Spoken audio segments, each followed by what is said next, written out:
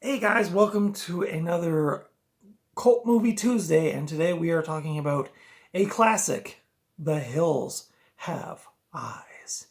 Stay tuned, we're going to be talking about the cast, production, my thoughts on the film, all kinds of stuff. This edition, we're going to talk about that. So I hope you'll stick around. Give me the thumbs up if you like my reviews. I really appreciate that. Comments, I love comments. I don't get a lot of them, but the ones I do, I really appreciate. Consider subscribing to my channel if you haven't already. And on with the show. Today we are talking about the 1977 horror film, The Hills Have Eyes. Oh, look at that. Ooh, pretty spooky. This film stars, sorry, before I do that. This film was edited, written, and directed by Wes Craven. Now, you kids out there who don't know who Wes Craven is, he was the fella responsible for directing Nightmare on Elm Street 1 and 2, as well as Scream 1 through 4. So that dude, he did a lot of other movies as well, like, oh my God, Last House on the Left, which I'll mention in a minute. But he did all kinds of stuff. Those ones are probably his more well-known ones, but this is in his early stages. The Hills Have Eyes. I saw this years ago, and I really didn't like it. It left me with a really weird feeling. I didn't mind it as much this time, maybe because I've seen it once, but we're going to be talking about this film. So this stars Susan Lanier, who was in a lot of TV shows. She is also the mom of the guitarist Dylan Thomas of the band 45 Grave, which I thought was cool. I did not know that. For those of you who don't know who 45 Grave is, they were a California, I think they're from California, like a kind of a death rock, punk death rock kind of band. They have a song called Wax, which I really love. I always thought if I did a covers album, I would love to do a cover of Wax, although it'd probably be tricky because it's got a lot of tempo changes in it. But anyway, Susan Lanier, I think I'm pronouncing that right. She is the mom of Dylan Thomas, who plays guitar in 45 Grave, or did play. I don't know if they're still around. A lot of these bands from way back in the day are back. I know, it's strange, but anyway. If you get a chance to check out 45 Grave's Wax on YouTube, excellent song, love that tune. This also stars Dee Wallace, who you may know from Poltergeist, E.T., The Howling, Cujo, and Critters, among many more. Dee Wallace is a staple in the horror movie community, and she's just likable. She's very young in this film. This is one of her first movies, I think. It also stars Michael Berryman, this guy right here. He's been in a lot of movies. Surprisingly, I didn't know a lot of the movies he was in, aside from this one and the sequel to this, Hills Have Eyes Part 2. He was also in Rob Zombie's Devil's Rejects and Lords of Salem. But I always think of him, I guess he was also in Star Trek and X-Files, but I always think of him from Motley Crue's Smoking in the Boys Room video. That's where I think I first ever saw him. And whenever I think of this guy or see a picture of him, that's immediately what I think. So go check out Motley Crue's Smoking in the Boys Room, and you can see an appearance of Michael Berryman. So the synopsis for this film: on the way to California, a family has the misfortune to have their car break down in an area closed to the public and inhabited by violent savages ready to attack. This is kind of a commentary on class, I think. There's the kind of like city folk on their way to California for the palm trees and the fancy cars and the Hollywood, and they run into these bad dudes here. I don't know if there's other pictures inside of the these mountain people, but they're really scary. And I think originally this was kind of like why I didn't like this movie, because it really, I don't know, I maybe it did its job, and I just found it really, it was just disturbing. But yeah, this is a pretty scary movie if you've never seen this and you don't like Wrong Turn, or like, a movie like that where it's like nice city people going into the country and they get, attacked by these mountain people, or like just scary dudes. Or I should say ladies and dudes, because it's a family that lives in the mountains, like this character here. apparently Wes Craven used John Ford's Grapes of Wrath as well as Tobe Hooper's Texas Chainsaw Massacre as inspiration. I can definitely see the Texas Chainsaw thing. I haven't seen the Grapes of Wrath since I was in high school, which was a really long time ago. So I don't really remember. Maybe it's one I'll have to revisit. The original script, or the original title for this film was Blood Relations: The Sun Wars. Really glad they decided to change the name on that. Filming of this movie began in October of 1976 in Victorville, California, as well as the Mojave Desert. I was only 6 years old when they made this movie, so this movie is pretty old, if you haven't guessed that already, much like myself. The budget is said to have been between $350,000 and $700,000, around 3 times the amount of the budget for Wes Craven's first film, Last House on the Left. If you've never seen that movie, that is also very, very scary. It makes a nice companion piece to this, like kind of like scary country. I don't want to sound mean, this because I'm not like that, but nice kids getting hurt by scary people. I guess. I've only seen Last House on the Left once. I actually found that DVD last year, and I would probably rewatch this one over that one just because that Last House on the Left is really disturbing. In a real grindhouse, low budget, rape, horror, kind of just a nasty film. I'm pretty sure that film was like pretty much universally rejected when it came out by critics. I don't know what the fare was on this, but this one's not nearly as graphic as that. Apparently, Gunnar Hansen from the Texas Chainsaw Massacre, Leatherface, was offered a role in this film, and he turned it down. And from what I read, he subsequently regretted that decision. I don't know why, because I don't know if this movie was like a huge... I guess it was a pretty big box office hit, but maybe he saw it and was like, oh, I could have been in that. But anyway, just a cool little factoid for you.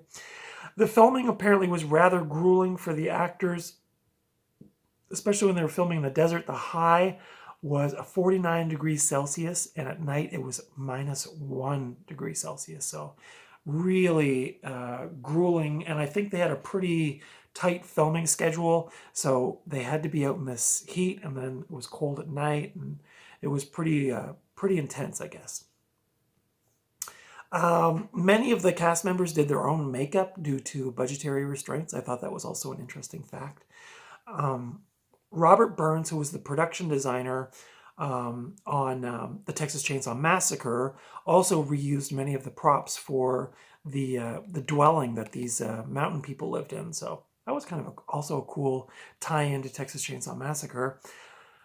The initial cut of this film got an X rating. It subsequently had a lot of the graphic scenes were shortened.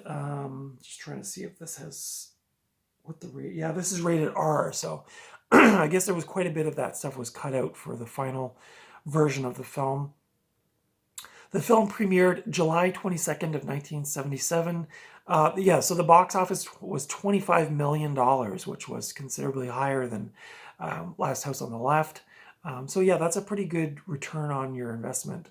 If the budget was even between $300,000 and $750,000, and you got $25 million in profits. So the film did really well. Maybe that's why Gunnar Hansen was upset, because maybe he would have gotten some of the back end of that. But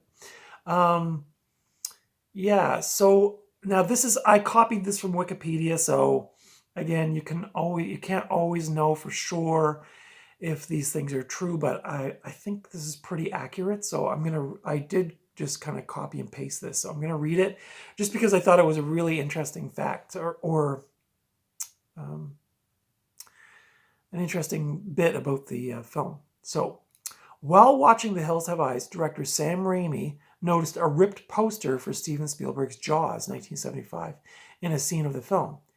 He took it to mean that Wes Craven was saying, Jaws was just pop horror.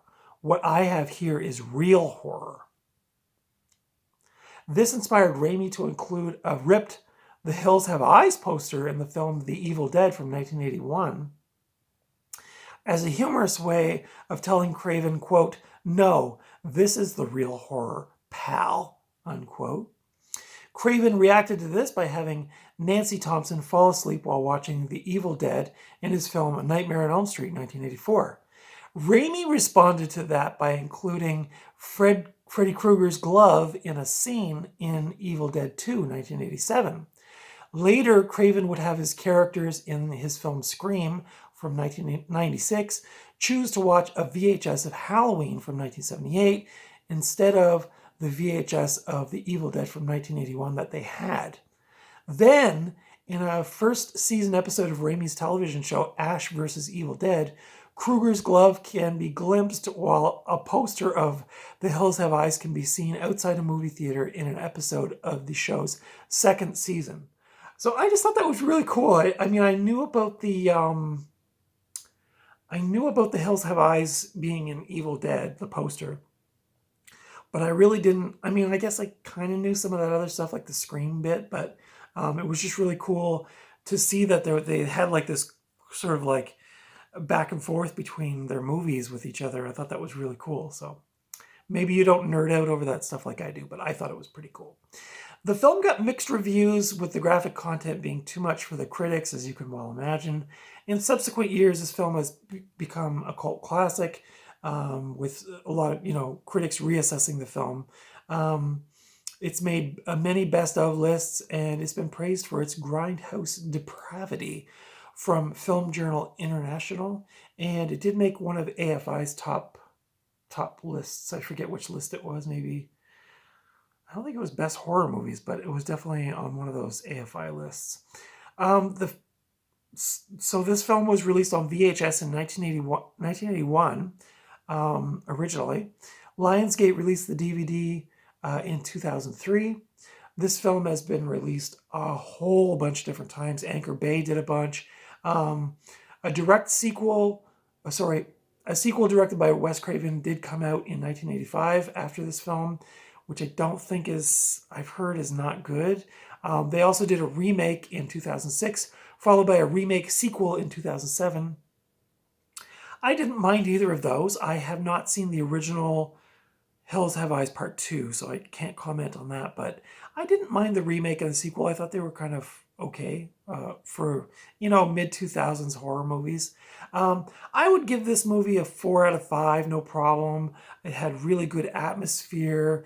It was really creepy. The acting was really convincing. Like, I really was like, and I think the first time I watched this, I think maybe that's why I didn't like it, because it was like almost too real. Like, I was just like, oh, this is really unsettling. And again, maybe that's obviously what Wes Craven was going for, but to the point where I was like, I don't like this. I don't want to watch this. It's just really, really disturbing. This time watching it for this review, I didn't have as much of a visceral reaction to it. I kind of was able to sort of step back and watch it through different eyes, and I have a new appreciation for this film, is what I'm trying to say. So this edition is a 2-disc edition from Anchor Bay from the year 2003. It's got some weight to it, and that's because it is a 2-disc edition. Ooh, look at that. Yeah. And also there's this really nice booklet that came with it. This is back in the days when, like, Anchor Bay was one of the... Now, I'm not a big boutique movie collector, but, some of the editions they're coming out with now that have books and posters and all kinds of collector's stuff. But Anchor Bay was doing this back in the day before that became like a thing. So you can see this booklet is huge. There's all kinds of information about it. There's the write-up was done by somebody named John Putnam. It has his email address in here, so if you want. And then at the very back, which is really cool, it's got some international posters.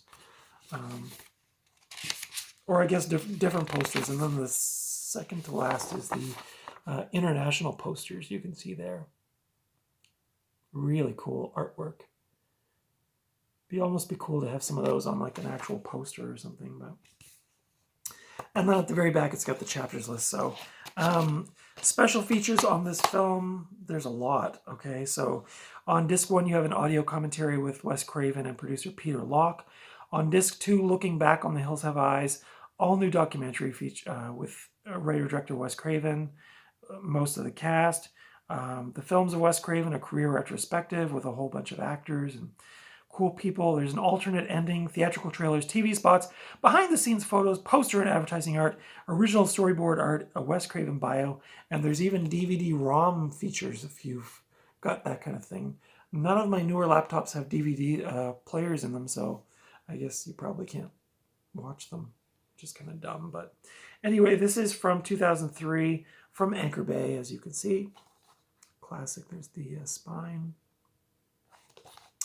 Cool cover art, kind of a classic. I don't know if that's the original poster, but pretty cool. You can see down there, that's the family, the stranded family with their station wagon and their camper. Just really, really good. Entertainment Weekly says harrowing and nasty. I think that's pretty close. This movie's pretty nasty. So again, if you're not into that kind of low budget, like Grindhouse style, probably not watch this. If you're into that stuff, though, definitely this is a must-watch. This is considered pretty much a classic. So I hope you've enjoyed my review of this video. If you did, give me the thumbs up. Comment below if you've seen this movie or the remakes or even the sequel to this, what you thought of it, if I should watch the sequel. I don't know. But yeah, definitely do that. You can watch this movie for free on Tubi. That's Tubi, as well as Plex. And you can watch it for free on YouTube as well, I believe. And if you have Shudder, it's on that service as well. So lots of different places to watch it. Tubi, and I did watch a bit of the version that's on YouTube, and it seems like a pretty good resolution version. So if you want to watch it there, you can. You just didn't hear it from me.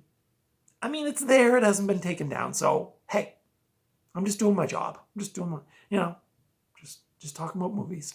So anyway, that's my thoughts and review on The Hills Have Eyes. Again, let me know if you watched this movie, what you thought of it, if it left that kind of yucky, nauseous feeling, or if you just thought it was really over the top and awesome. Yeah, as I said, I'd give this a 4.5 out of 5, no problem. Again, the atmosphere really good. The grittiness of the 70s in the Mojave Desert, the acting, wow, just really, really cool. So thanks for watching my review of The Hills Have Eyes. Until next time, I will see you at the video store or the thrift store or, just out and about somewhere. But whatever you do, don't go off the beaten path if you're on your way to California.